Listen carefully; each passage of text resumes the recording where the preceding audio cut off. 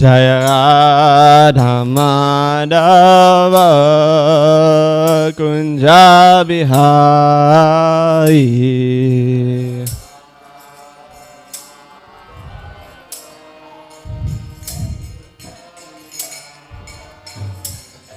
Jaya Gopi Janavallabha Giridhari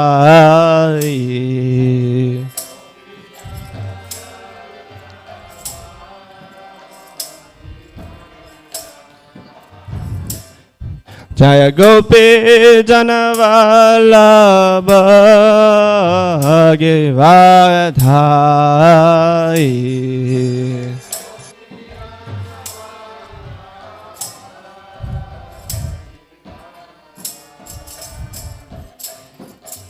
Yashodanandana Bhajajana Ranjana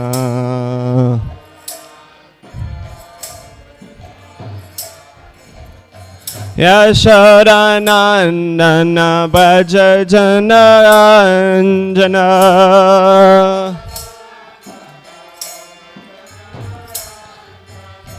Yamuna Tira Vanachai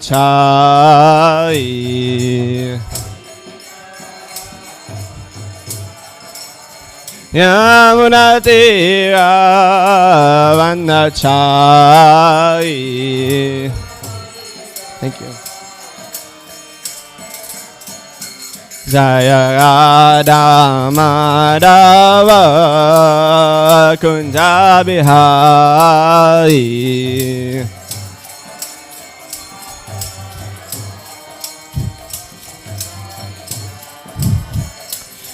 Jaya Radha Madhava Kunja Bihari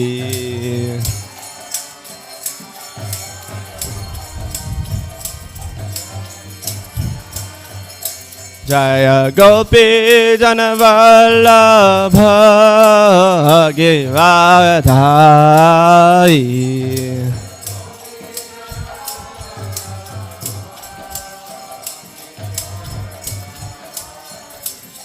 Jaya Gopi Janavallabha Giridhari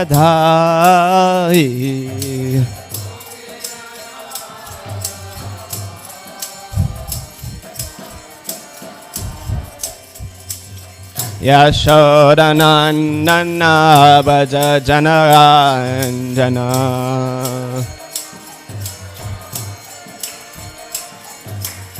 Yashodanandana Bhajajana Ranjana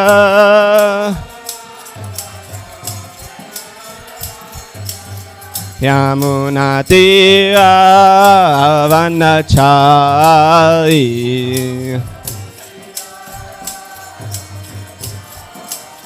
Yamuna Tira Vanachari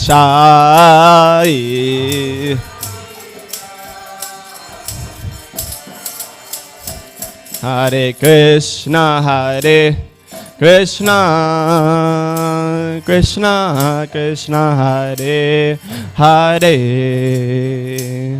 Hare Rama Rama Rama Hare Hare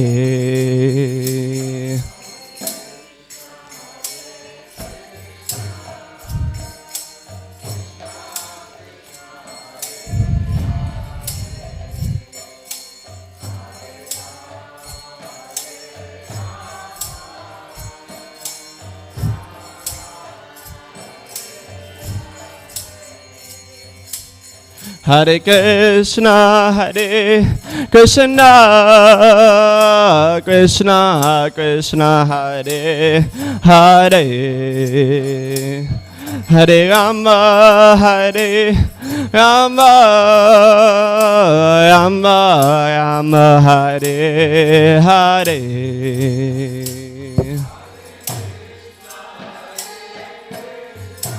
Haribo.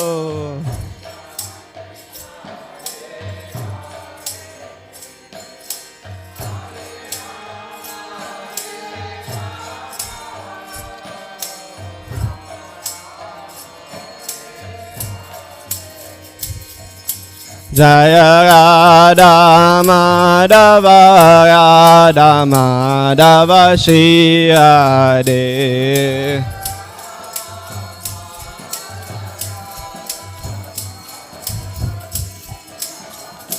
Jaya Radha Kala Chanji Radha Kala Chanji Shri Radhe.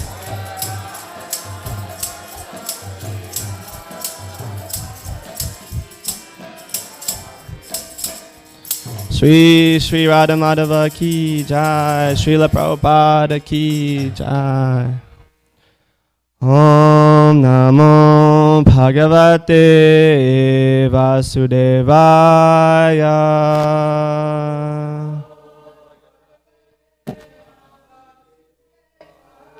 Om Namo Bhagavate Vasudevaya.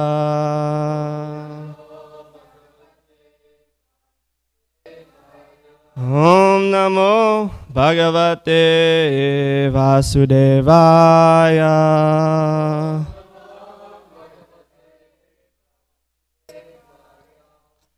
Everyone together. Narayanam namaskritya nam chaiva narotanam devim sarasvatim vyasam tato jayamudiyayat. Nasapaye Shabadeshu Nityam Bhagavata Sevaya Bhagavati Utama Shloke Bhakti Bhavati Naishtaki Om Agyantimirandasya Gyananjana Shalakaya Chakshun Militanyena Tasmai Shri Gurave Namaha. I was born in the darkest of ignorance, and my spiritual masters opened my eyes with the torchlight of knowledge. I offer my respectful obeisances unto him, and if I can say anything useful, it's because of them. And Krishna. Jai. So Hare Krishna, everyone. Welcome to this morning's Srimad Bhagavatam class. Thank you for coming. I'm still a little bit under the weather, so if I sound a little bit out of it, that's why, but I just thought, you know what, I'm not this body, and we'll just let Super Soul speak and see what comes out of it. Also, tomorrow I'm going to be gone for like a month, so I wanted to say a little something before I go. So you guys are all amazing, and so many of you could speak so much better than I can. But I'm giving this service, so we're meant to be a servant. We're always praying, please engage me in your service. So when the service comes, then we say, okay, I'll do it. So today we are studying Chapter 8 of Srimad Bhagavatam of Canto 6, Chapter 8, the Narayan Kavacha Shield. So just Dumna Prabhu gave a really good background yesterday on what's going on. But basically the demons took over the heavenly planets. They took over the heavens because why? What happened? Yeah, and Lord Indra was offensive to his guru. He didn't pay him proper respect. And so he lost his guru, and without a guru, we can't do anything. We're worthless, basically. So the demons took over, and so Lord Indra went to Lord Brahma, I believe, and then he asked for help. And Lord Brahma said, go to Vishwarup, who's a great sage, spiritual teacher. And then Vishwarup is going to give him his solution. The Narayana Kavacha Shield is his solution to the problem here on how to take over the heavens again. So we'll read from verse 1 to 19, and we'll focus on 19. You can begin reciting, please. Maybe after your nap. So. Thank you, Prabhu. King Parikshit inquired from Shukadev Goswami, my lord, kindly explain the Vishnu mantra armor that protected King Indra and enabled him to conquer his enemies along with their carriers and enjoy the opulence of the three worlds.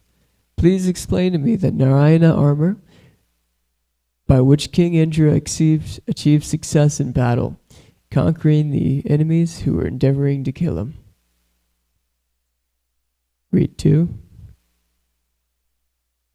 Sri Shukadev Goswami said, King Indra, the king of the leader of the demigods, inquired about the armor, known as Narayana Kavach, from Vishvarupa, who is engaged by the demigods as their priest. Please hear Vishvarupa's reply with great attention. Text 4 through 6. Vishvarupa said, if some form of fear arrives, one should first wash his hands and legs clean, and then perform akshman by chanting this mantra.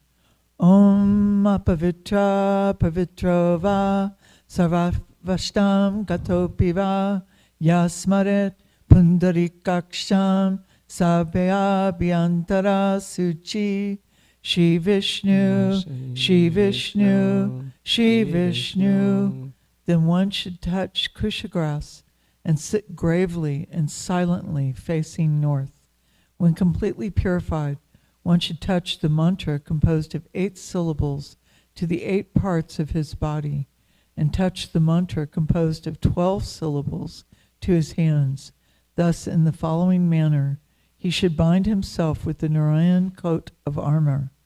First, while chanting the mantra composed of 8 syllables, Om Namo Narayana, beginning with the pranava, the syllable Om, one should touch his hands to 8 parts of his body, starting with the 2 feet and progressing systematically to the knees, thighs, abdomen, heart, chest, mouth, and head. Then one should chant the mantra in reverse, beginning from the last syllable Ya, while touching the parts of his body in reverse order. These 2 processes are known as Utpatti Nyasa and Samhara Nyasa, respectively. It's interesting because I was just reading the memoir from Govinda Dasi just the other night. It's really good, actually. Sandalwood and what is it? Roses. Yeah, and she was talking about how when she did her marriage ceremony and also the initiation, that Prabhupada was chanting these mantras. So these are important mantras to keep in mind. Then one should chant the mantra composed of 12 syllables, Om Namo Bhagavate Vasudevaya. Preceding each syllable by the Omkara, one should place the syllables of the mantra on the tips of his fingers, beginning with the index finger of the right hand and concluding with the index finger of the left. The 4 remaining syllables should be placed on the joints of the thumbs.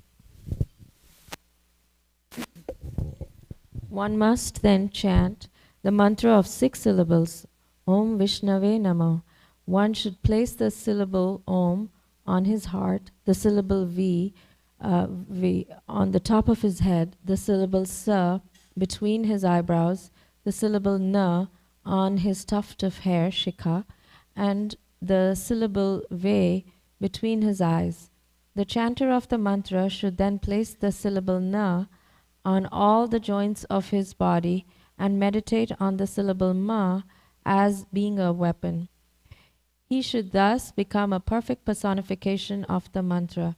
Thereafter, after Visarga to the final syllable Ma, he should chant the mantra Ma, Astraya Fat, in all directions, beginning from the east. In this way, all directions will be bound by the protective armor of the mantra.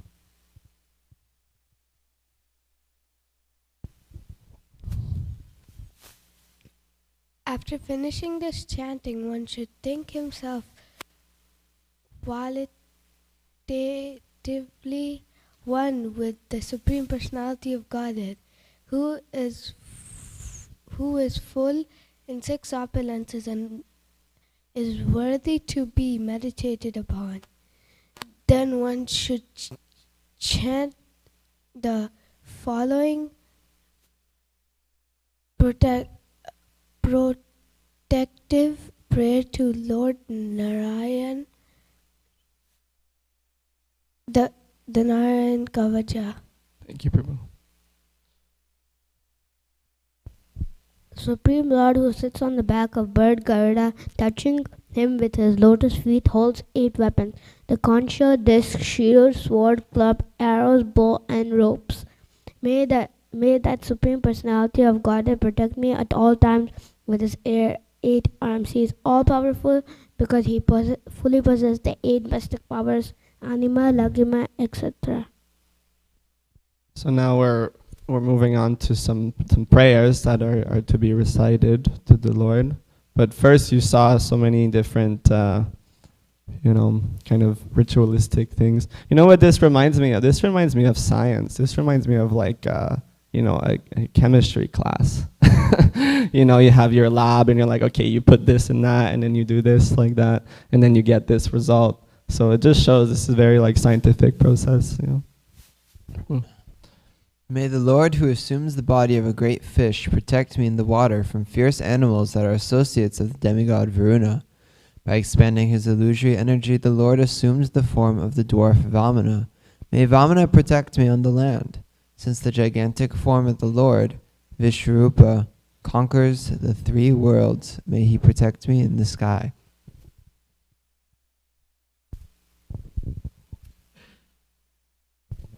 May Lord Nrsingadev, who appeared as the enemy of Hiranyakasipu, protect me in all directions. And cause the pregnant wives of the Asura miscarriages.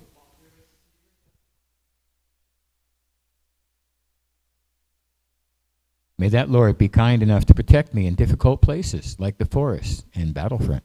Thank you. The Supreme Indestructible Lord is ascertained through the performance of ritualistic sacrifices and is therefore known as Yagneshwara. In his incarnation as Lord Boar, he raised the planet Earth from the water at the bottom of the universe and kept it on his pointed tusks. May that Lord protect me from the rogues on the street. May Parashurama protect me on the tops of the mountains, and may the elder brother of Bharata, Lord Ramachandra, along with his brother Lakshmana, protect me in foreign countries. May Lord Narayan protect me from unnecessarily following false religious systems and falling from my duties due to madness. May the Lord of his appearance as Nara protect me from unnecessary pride. May Lord Dattatreya, the master of all mystic powers, protect me from falling while performing bhakti yoga. And may Lord Kapilya, the master of all good qualities, protect me from the material bondage of fruitive activities.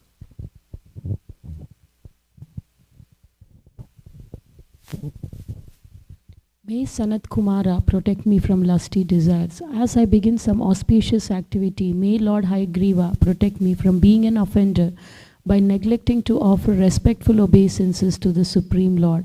May Devarshi Narada protect me from committing offenses in worshipping the deity. And may Lord Kurma, the tortoise, protect me from falling to the unlimited hellish planets.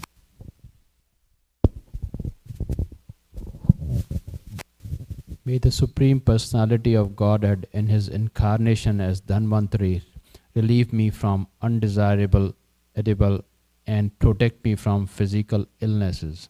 May Lord Rishabhadeva, who conquered his inner and outer senses, protect me from fear produced by the duality of heat and cold. May Yagna protect me from defamation and harm from the populace, and may Lord Balrama as Sesha protect me from envious serpents. Who is Dhanvantari?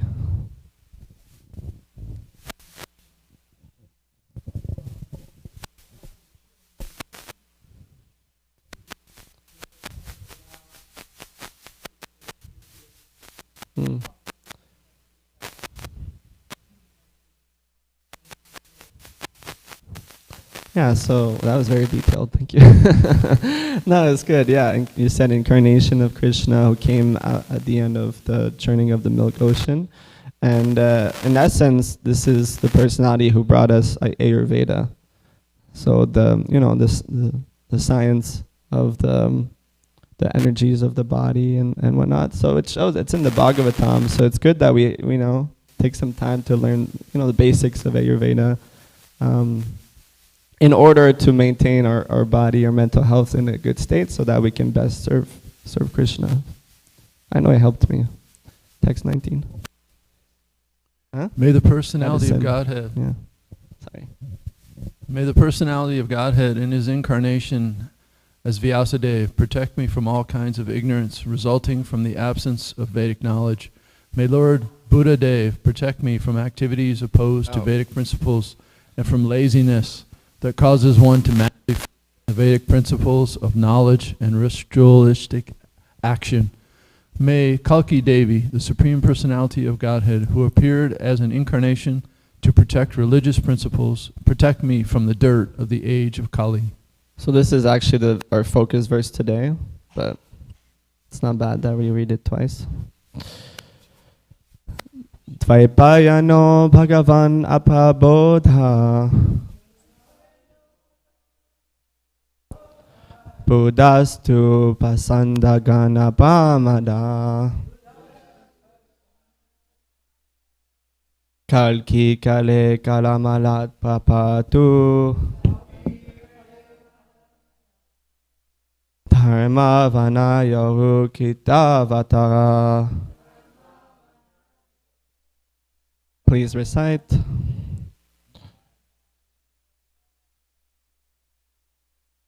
Dvaipayana Bhagavana Pabodha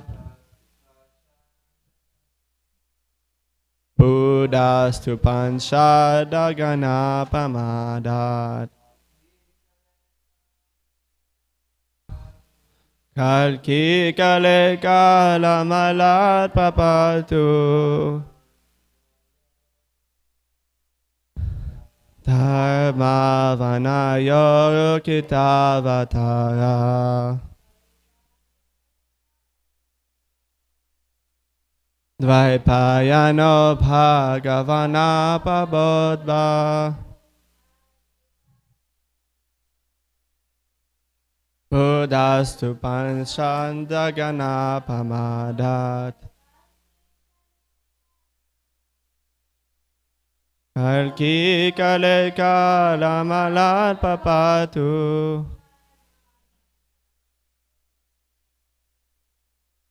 Dharma Vanayo Kitavatara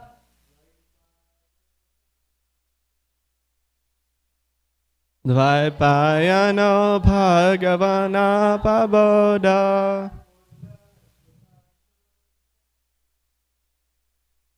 Buddhastu Panchandagana Pamadat Kalki Kale Kalamalat Papatu Dharma Vanayo Kitavatara. Ladies.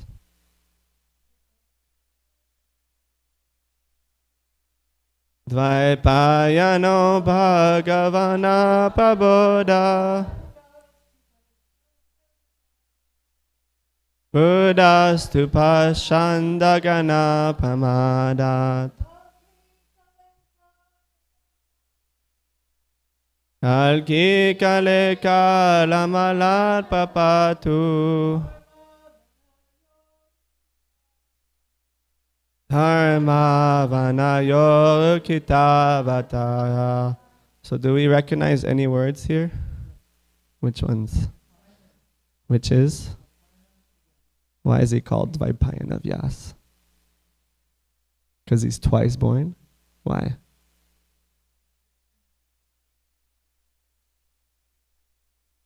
You have microphone right there.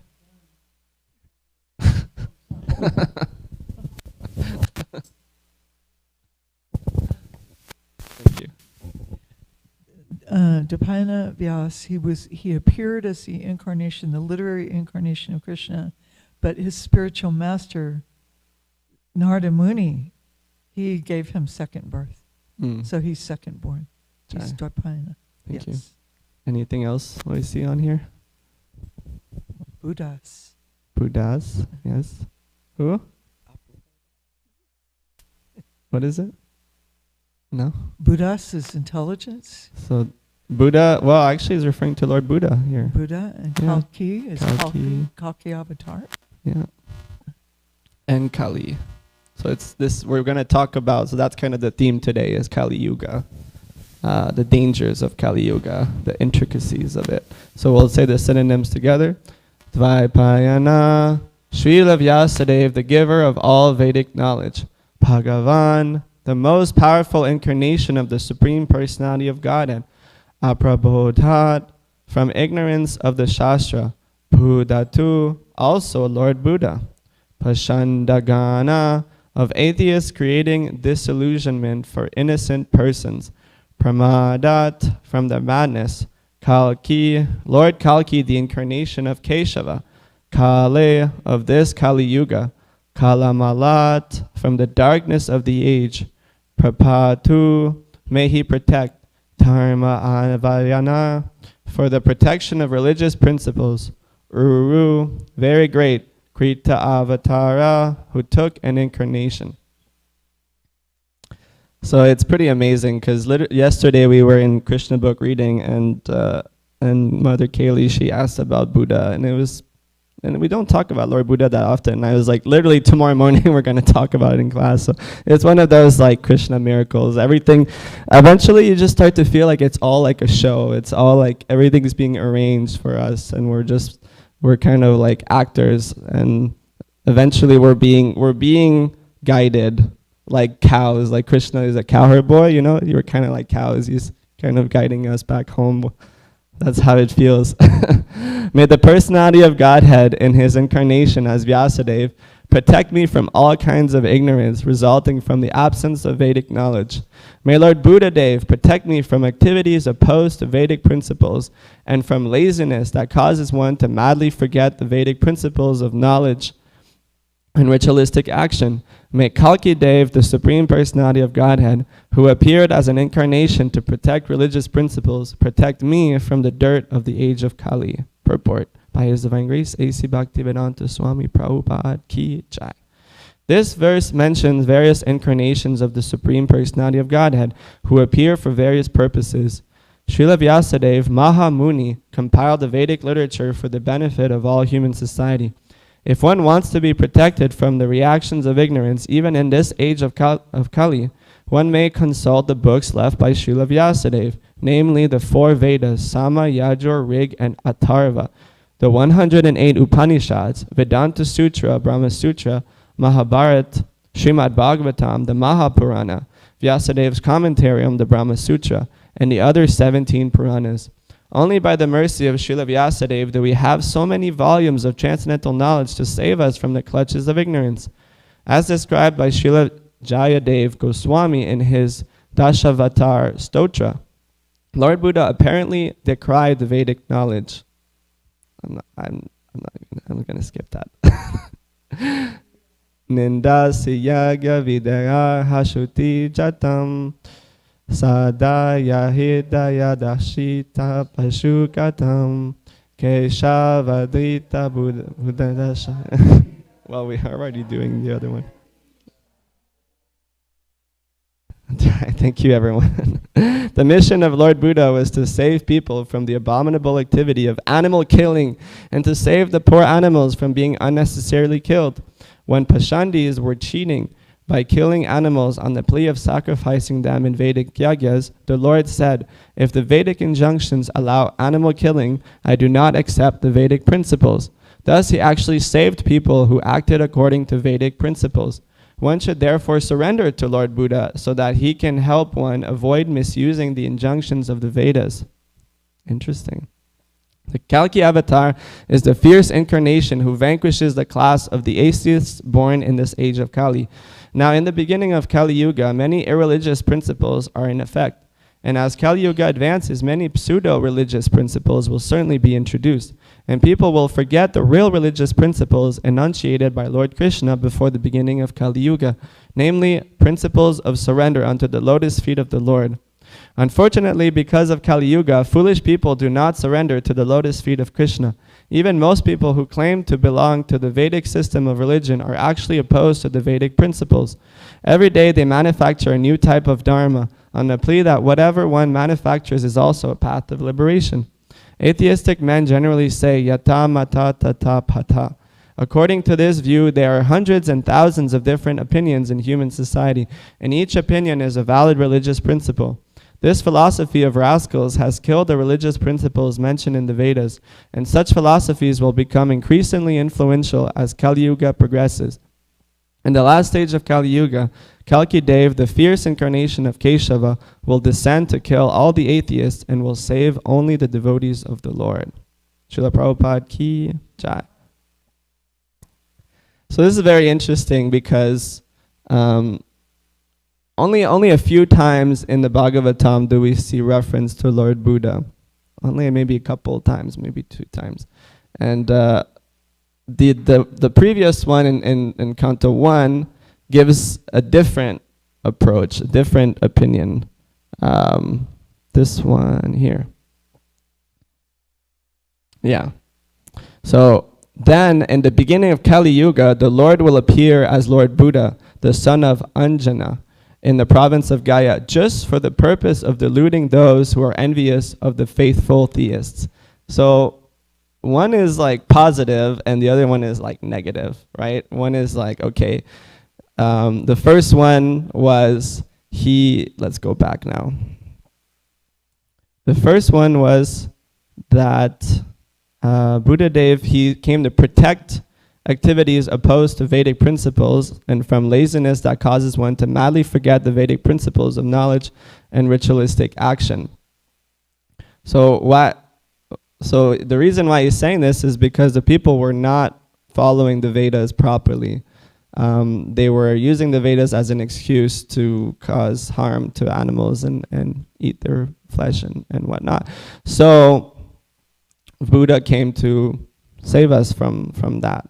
It's kind of like when you have, when you have a child who's just like, he has, you give him like a pencil and you're like, okay, you draw a nice drawing for me or something. But you just see him, he's just drawing on the walls and he's just doing all kinds of nonsense. And you keep trying to correct him, but he just keeps doing the same thing. And eventually you're like, forget it, just give me the pen back, So it's kind of like that with Lord Buddha and the Vedas. It's like people were so degraded and we're just like not following. So it's just like, just forget about it altogether and just like follow my basic instructions and at least you can live like in the mode of goodness and follow ahimsa and like that. And then kind of like start over. And then gradually, then eventually there was, Shankaracharya who came, who is Lord Shiva, and he was sent to bring people back to the Vedas, but still with like a kind of a covered Buddhism flair to it, where it's like, okay, we're all one, and there's not actually one supreme personality, but still people are coming back to the Vedas and gradually, and then, we have Ramanujacharya, and we have Madhvacharya, and Lord Chaitanya, and bringing people back to the highest knowledge of the Vedas, which is Krishna as a supreme personality of Godhead. So it's all like a nice arrangement. It's all like a play. Krishna is like the supreme like play director, and the whole world is a stage. So, yeah, we're very fortunate to have Srila Vyasadeva.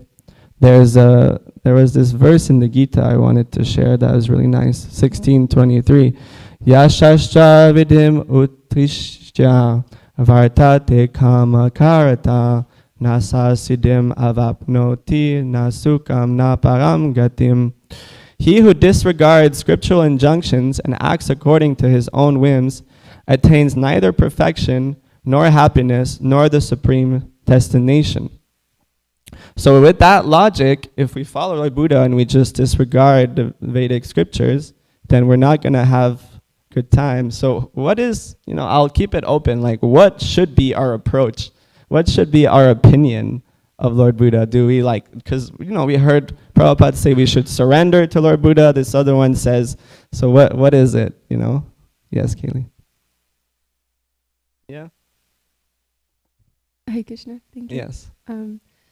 I'm curious, did Lord Buddha really, because it sounded like in the verse that you talked about, we're reading currently, is that he said, if the Vedas, if they allow meat killing, then I reject them. He didn't reject them. He said, if this is in the Vedas, then I reject them, which means that he's not technically rejecting the Vedas. he's rejecting this idea that people are understanding it in this way. So I feel he's not really rejecting. I mean, maybe that's why I'm coming with a question. Like, is it somewhere else that he like flat out rejected? Because this doesn't sound like he rejected. I mean, he wasn't following himself. He wasn't teaching others to follow. But yeah, you're right. It's Krishna, it's the avatar. So, yeah. Any other thoughts on this?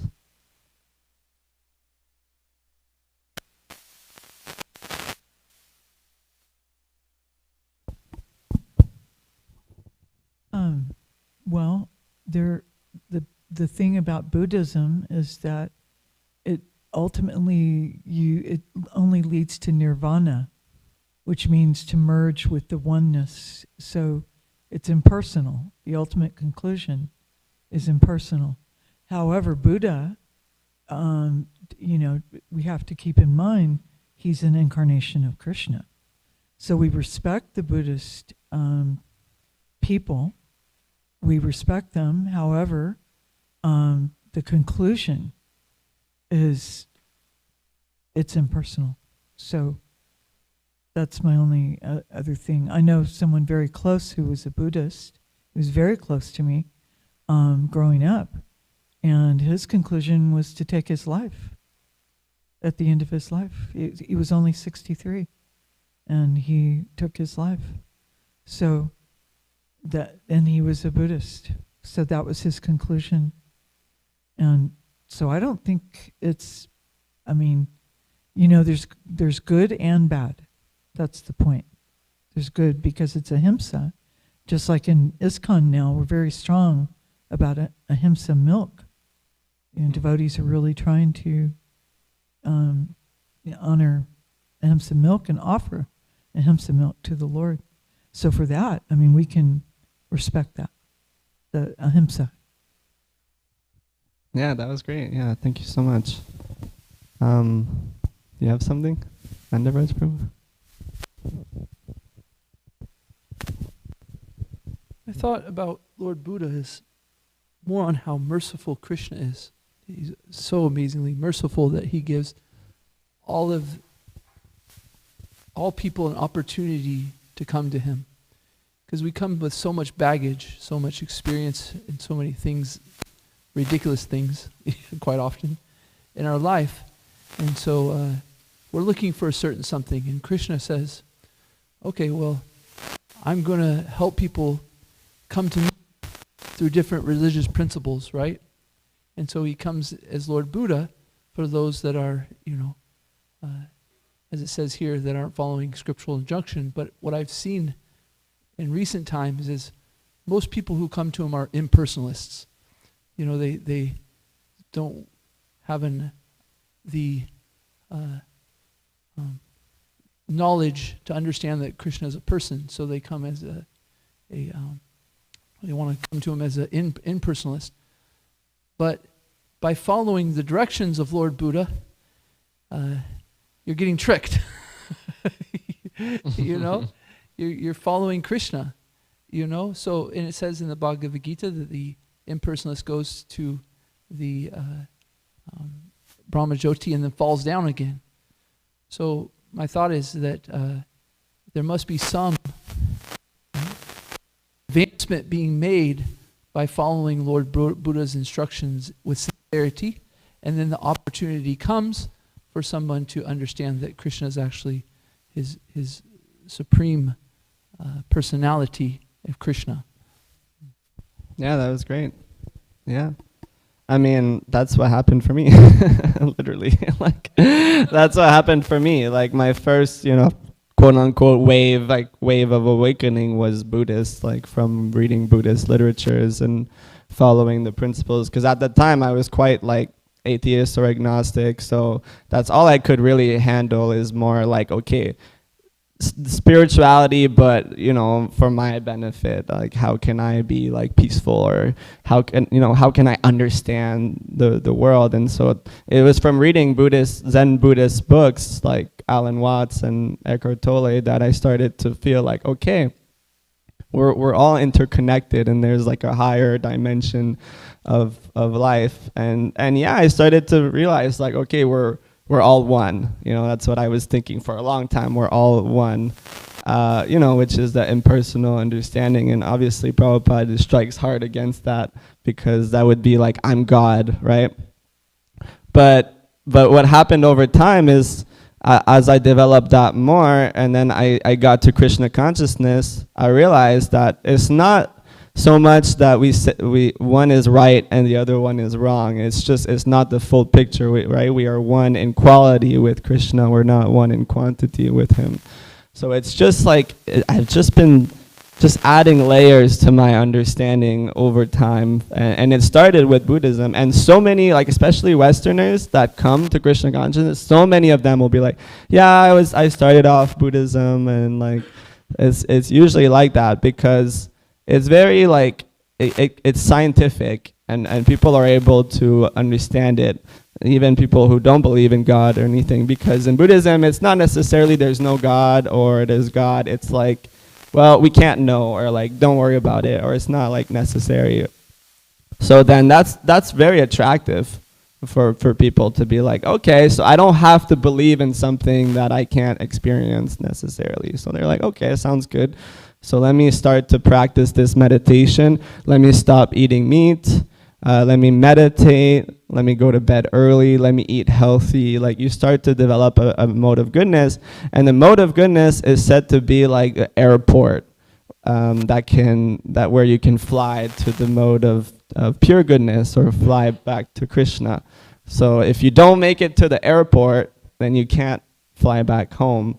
So it's all like a wonderful arrangement. Like, I just love like just zooming out and just seeing how Krishna arranges everything. He's like a master like fisherman, you know. He's like a master fisherman, and he's got like all the different kinds of baits for the different kinds of fish, and we're all like different fish, you know. And he's thinking like, and it's beautiful. Did you have something? Yeah.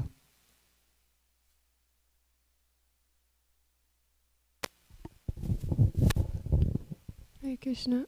This topic kind of reminds me of Rishabh Dev's teachings, talking about the two different kinds of transcendentalists. So those who are impersonal, there's two different kinds of impersonalists, like Mayavadis, which reject Krishna, but then there's Brahmavadis, which are those who are mostly innocent, mostly like the Buddhist type people. Most people just don't know that there is something. But he's still bringing, like, these teachings are still bringing, like Buddhist teaching is still bringing to the transcendental platform, like attempting. So it's still on that road, but like Nanda Praja was saying, is you'll still have to come down, but at least you're situated like better than not being, you know, at least you'll be more prepared in the next life to then take to bhakti. So it's just not complete. But then another thing I was thinking on Mother Kunti's point and people talking about the Buddhists is that like the Buddhist people who are supposed, it's like saying Jesus Christ is, Prabhupada said he is our guru, but are Christians our guru? We shouldn't be looking at just Christians for the example of Christ. So same with Buddhists, like just because like the Buddhist people are practicing a certain way, they might not be practicing Lord Buddha's teachings properly. Like we should just focus on Lord Buddha and not the Buddhist people, like what Lord Buddha actually said. I'm thinking. Yeah, no, that's nice. I mean, that was kind of the point of all of the verses went through all the prayers, is that they were praying at different characteristics of the different avatars. What can we learn from them? What can we, for Lord Buddha, it's like, okay, we have to learn to be careful to properly follow the Vedic injunctions.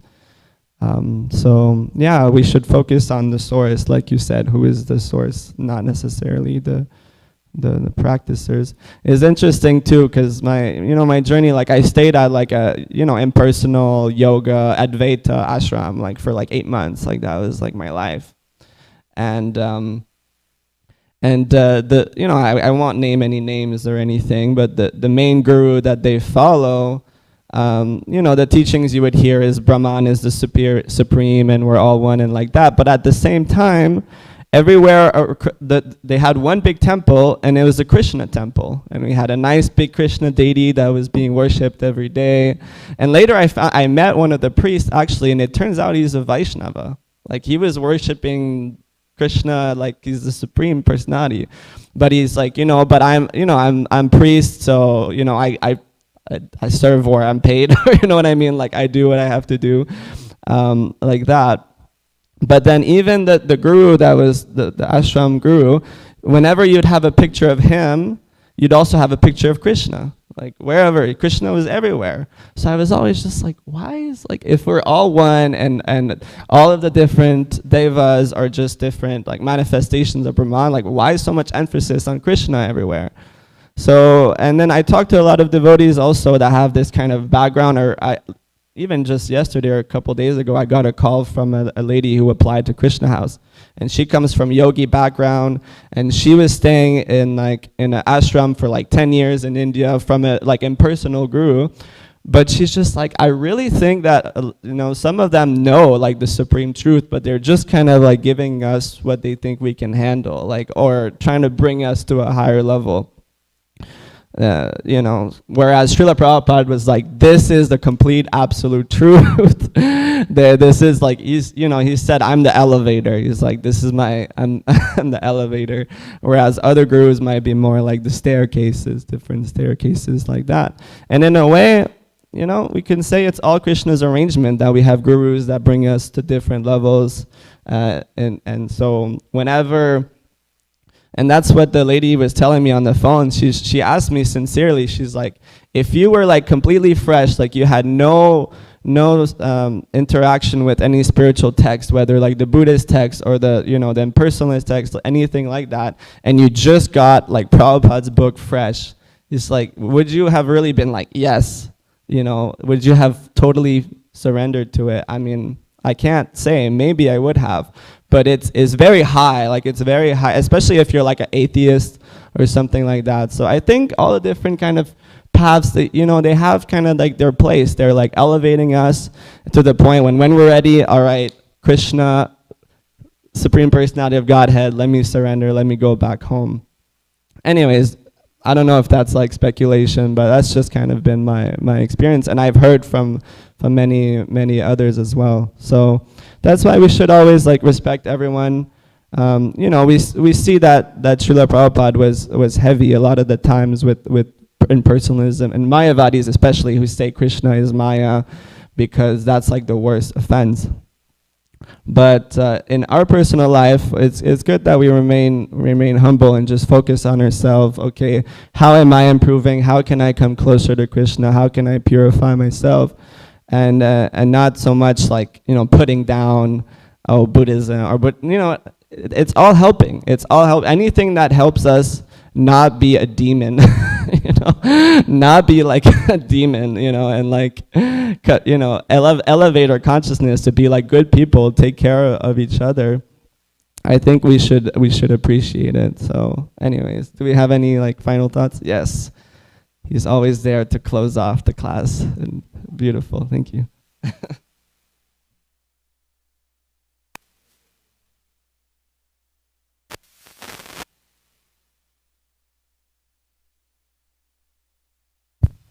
you go. I was meditating on the pranam mantra of Srila Prabhupada. The second line goes, Nirvishesha Shunyavadi. These are the two broad categories that we see the people around in this world. Nirvishesha is without any attributes. So there are people who broadly believe that there is Brahman without any attributes. Everything is oneness. So those are Mayavadis, and Brahmavadis are also included in that. The difference between Mayavadis and Brahmavadis is that Mayavadis, they believe that the form of the Lord is Maya, illusion. Whereas Brahmavadis, like 4 Kumaras, they were Brahmavadis. They knew that the Supreme Lord, Brahman, is a person, and his form is not Maya. But then the second category that we are talking about is Shunyavadi, voidism. This is atheism, covered atheism. Why? Because their basic philosophy given by Buddha is the living entity comes from matter. The world comes into existence by the combination of the dead matter, atoms. So that's why Srila Prabhupada wrote the book, Life Comes from Life and not from the matter. So voidism is atheism, but Mayavad is not atheism. It is a step above. So the whole evolutionary process, if you look at, when Vedas were misinterpreted and there was rampant killing going on, so there was an emergency. It was just like the train is off track. Now it has to be put back on the track. So it cannot be immediately, all at once cannot be done. So it has to be done in steps.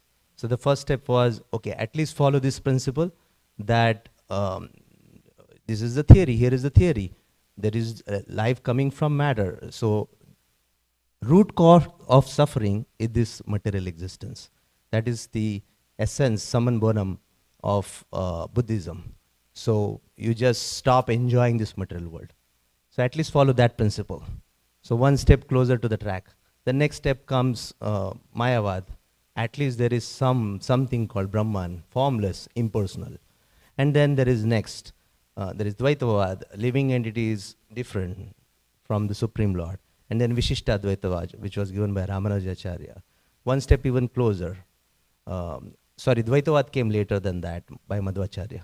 And finally, the off-track train was totally put back on the track by Lord Chaitanya by combining all of these philosophies into one, which is Achintya Bheda Veda, oneness and difference. Jai. Haribo. Srimad Bhagavatam ki jai. Srila Prabhupada ki jai. Sri Chaitanya Mahaprabhu ki jai.